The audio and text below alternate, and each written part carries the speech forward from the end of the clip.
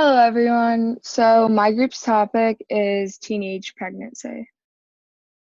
So, what is teenage pregnancy? Teenage pregnancy has a few different definitions from different organizations. According to the American Pregnancy Association, teenage pregnancy is defined by pregnancy that occurs for a woman under the age of 20, but they also mention that pregnant females ages 12 and under fall into this definition, even though they aren't technically a teenager.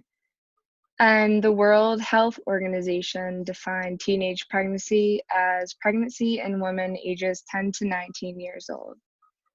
And lastly, the Center for Disease Control and Prevention defined teenage pregnancy as births per 1,000 women ages 15 to 19 years old. So, why is teenage pregnancy a problem? Well, since the teenage body is still developing, they aren't equipped for dealing with the effects of pregnancy, such as the numerous health risks for the mother and the child, as well as the social and economic risks. The World Health Organization provided information stating that pregnancy and childbirth complications are the leading cause of death for females ages 15 to 19 years old globally. Also, they provided that 3.9 million unsafe abortions occur each year for females ages 15 to 19 years old. So, there are many physical risks for the teenage mother. Some common physical complications are high blood pressure, anemia, and nutritional deficiencies. And teenage pregnancy can also affect a mother's health.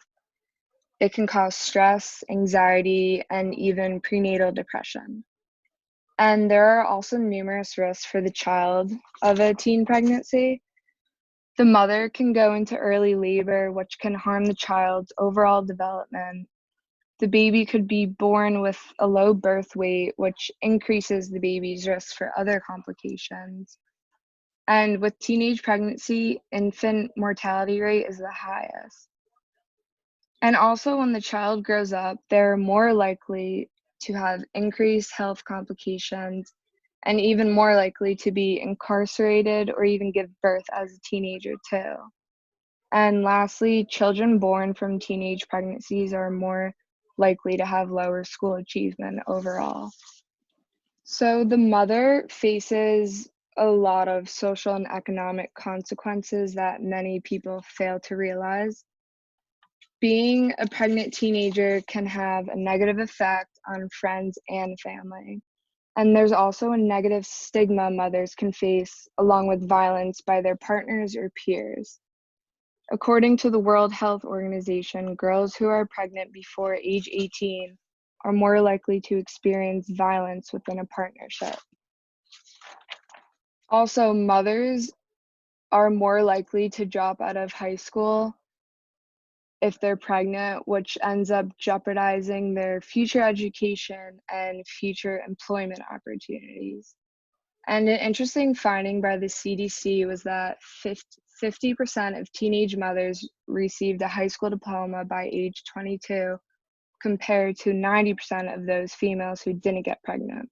So, as you can see, it's much harder for pregnant mothers to complete high school, which negatively affects their future. So, now on to the history of teenage pregnancy. So, in the early 1800s, women were expected to get married early in life, and many of them were married before the age of 20. And back then, early marriage was not only expected, but it was necessary during this time because they had significantly smaller lifespans. And during this time, the only purpose women had was to procreate and support their man. So, because of this, the average family household back then consisted of 7 children. And then the 1900s, the average household decreased to 4 children because lifespan increased. So when lifespan increases, the number of children per house decreases, which means the average age at the time of marriage increased. So now summing up the 1800s and the early 1900s. Women had one role, and it was to be a mother and a wife. However, women started entering the workforce, and as this happened, the cost of living rose to the point where both parents had to work in order to reach a financially stable middle class family, which means teenage pregnancy no longer had a place. And slowly, college started to replace marriage as a milestone of the early 20s, and after college came a career followed by marriage, then children. However, in 1950s, teenage pregnancy started to rise again. This was one of the most important eras since teenage pregnancy was attracting a great deal of concern and attention from many important people, such as religious leaders, the general public, policymakers, and even social scientists. So, teenage pregnancy started to spiral during this time, and the world was trying to figure out why. And the 1950s, teenage pregnancy reached its historical peak, and these people were the most hated in society. So in the 1960s, teenage pregnancy was still spiraling because it was less often planned and less regulated by contraceptives. However, there was homes teenagers were sent to while pregnant in order to protect them from the hate of society. But once the teens had their baby, they were kicked out and had nowhere to go and no job to provide for themselves and their baby. So, teenage pregnancy today. In today's society, women usually wait till their 30s to get married. The change in the woman's role in society is definitely the main reason for the push to lower teen pregnancy rates. A woman's role used to be to procreate and support their family, and now women go to college, get married, then have children once they're financially stable. So, marriage and parenthood used to be a primary goal in life for women, but now they tend to focus on their education and career. However, today, teenage pregnancy is still a problem, but more people are aware of it and are starting to take action against it. So, according to the America's Health ratings, in 2019, the state with the most teenage pregnancies was Arkansas, with a birth rate of 32.8. So that's really high for a state, but up to 2019, teen births decreased an overall 22% in the United States. Today I'll be talking about solutions to teenage pregnancy. Teenage pregnancy is a big problem in the United States. Millions of teenagers get pregnant every year. Solutions and prevention methods have varied over the years. Many prevention methods have focused on educating teens. Other prevention methods involve contraceptives. Society's prevention and education attempts. In 1916, Planned Parenthood was started when Margaret Sanger opened the first birth control clinic in the US. In the 1950s, pregnant teens started being called unwed mothers instead of wayward girls to help teens focus on the redemption that comes with marriage.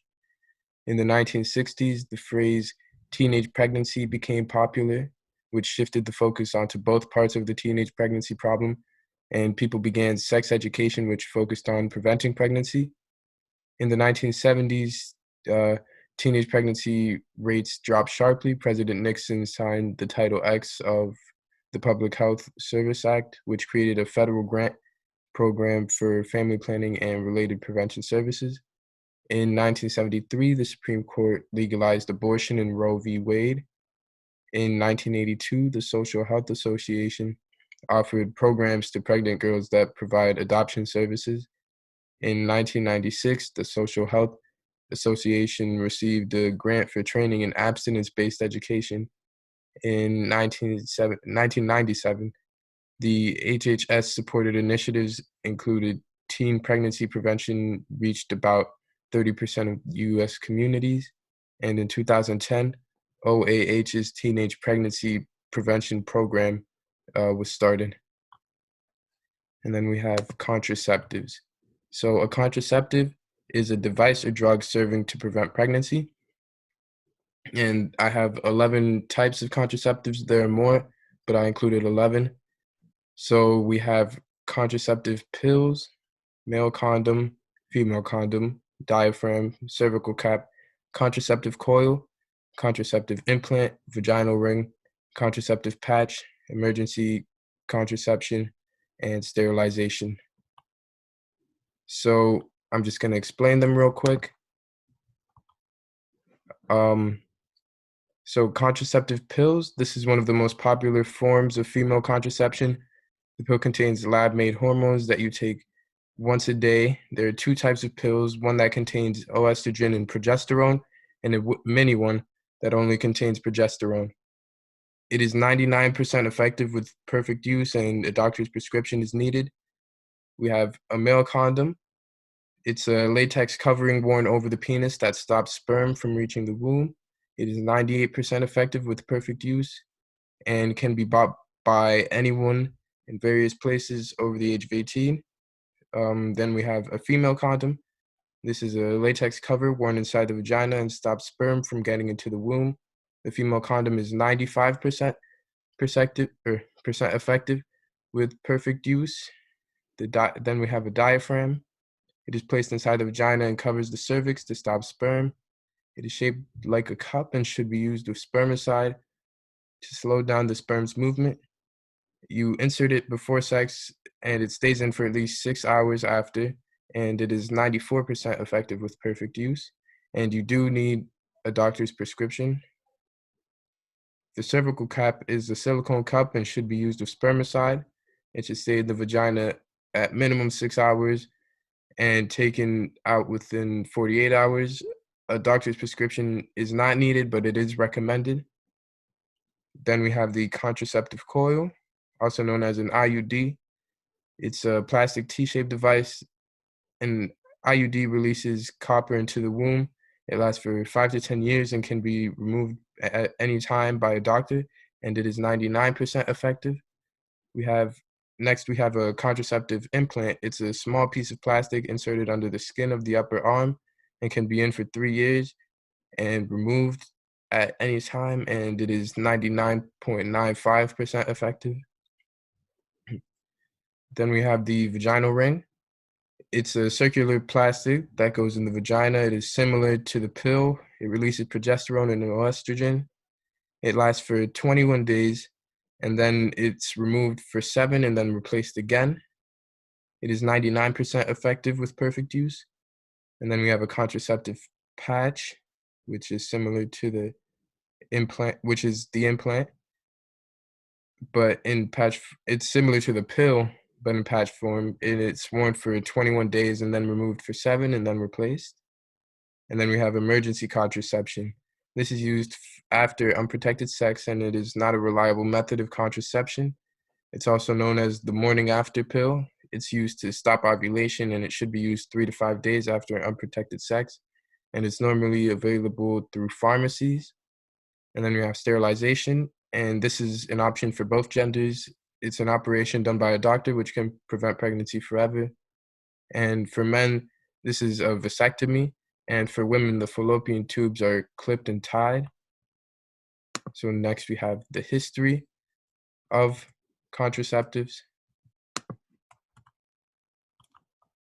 One of the earliest prevention methods was behavioral birth control, and this dates back to ancient times where unmarried couples would sleep in the same bed with clothes on, and this was meant to like get in the habit of not having sex. It was more of a like behavioral psychological thing. And next we have the pull-out method, one of the older prevention attempts dating back to ancient times. And there's even a word for it in Latin, coitus interruptus. Condoms have been in use since 1000 BC, and female condoms are relatively new. They were made in the 1980s. And the first birth control pills were approved by the US in 1957. Contraceptive implants were made and approved in 1940, but not produced until the 1980s. And permanent sterilization was first done in 1880, and it was a grueling surgery, but it was evolved into an easier procedure by the 1970s. And then we have abortion.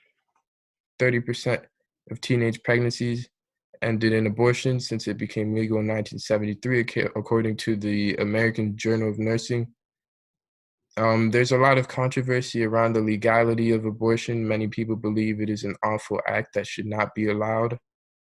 And the British Pregnancy Advisory Service defines abortion as when a pregnancy is ended so that it does not result in a birth. And there are two types of abortion: medical and surgical. Medical abortion involves a pill, and surgical abortion can be through vacuum aspiration or dilation, which is the opening of the cervix, and evacuation, which is the removing of the child. And overall, the best way to prevent teenage pregnancy is to educate teens on the nature of sex, educate teenagers on how to safely have sex, educate teenagers when and who they should have sex with. So education is the most powerful prevention methods. Education allows for teenagers to know the risks of having unprotected sex, and most contraceptives are an aid to practice safe sex. And that's my part. The environmental factors that impact teenage pregnancy. Human behavior often reflects the surroundings of an individual. In other words, the people around us affect the decisions we make. The factors that impact teenage pregnancy are parental status, personal beliefs, the boyfriend or the male in the relationship, and the assistance that is available. Parental status. The parents of pregnant teenagers are often divorced, experience poverty or low income, have a limited education, and were teen parents themselves. When children have parents that were teen parents themselves, they may believe that teenage pregnancy is acceptable. Personal beliefs. Some teens don't support abortion. Religious beliefs can cause pregnant teenagers to keep their baby. Many people believe that abortion is inhumane and that they will go to hell if they do so. The boyfriend or the male figure. The male involved may not want to use a condom. This becomes a problem because pulling out isn't completely effective. If the female has second thoughts about not using protection, she should say so. Feeling bad is a terrible excuse. An individual should never feel pressured to do something that they are not comfortable doing. Some girls may even think that getting pregnant will cause their boyfriend to stick around. Pregnancy will definitely not solve a broken relationship. In many cases, the male wants nothing to do with the baby. The available assistance.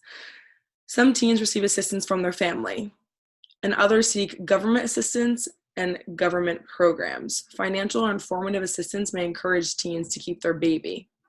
This is because they provide a sense of hope and comfort. How teenage pregnancy impacts society. Teenage pregnancy affects multiple aspects of society. The teen mother, the father of the baby, if they are involved, the grandparents of the baby or the parents of the teenager, the baby, and the economy. The teen mother. A pregnant teen is more likely to face critical social issues compared to a normal teen.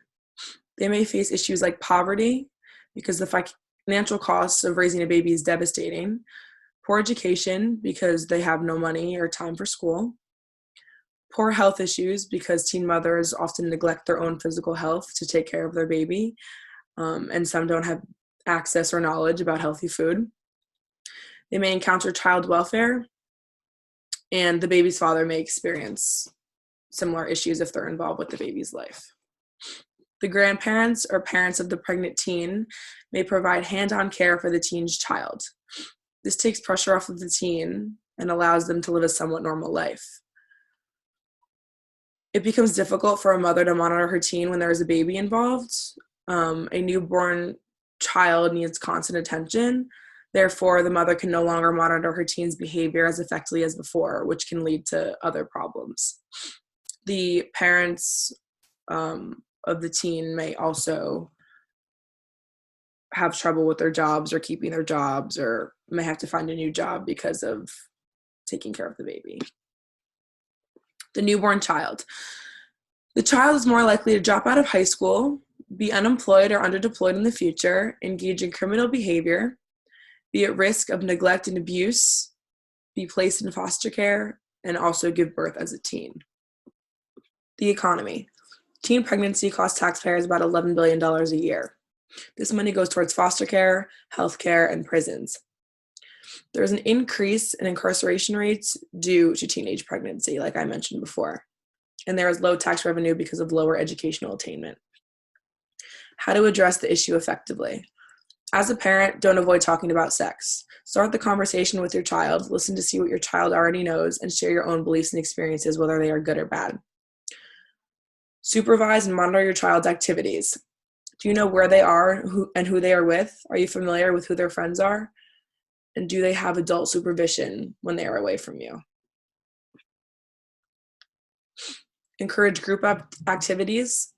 Value education. Strive to have a close relationship with your child by building a mutual trust and respect. Your child should feel appreciated. And lastly, teach sex education before students are sexually active. This has been proven to be very successful because it promotes safer sex.